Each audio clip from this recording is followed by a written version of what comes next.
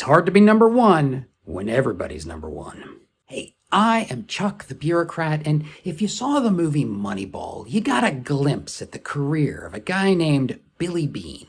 He was this standout high school and college player who got drafted into Major League Baseball in the mid-'80s. But he never really reached his full potential as a professional athlete, and by the mid-'90s, he was done. Now, as the story goes, he was incredibly talented, so he grew accustomed to just dominating high school and college pitchers. But when he got to the majors and had his first real taste of defeat, it got in his head and he never overcame it.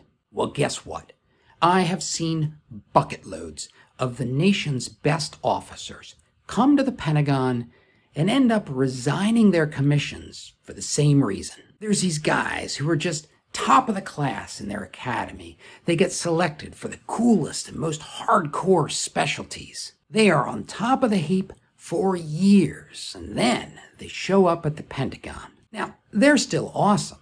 In fact, they're doing better than 90% of the people around them. But they're used to walking in and being number one within like 2 months. And when that doesn't happen at the Pentagon, they think something's wrong with them.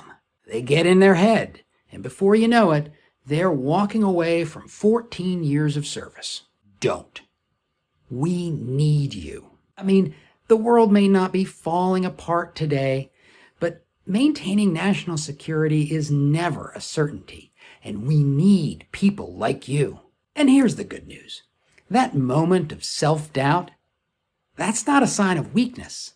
That's actually the basis of strength.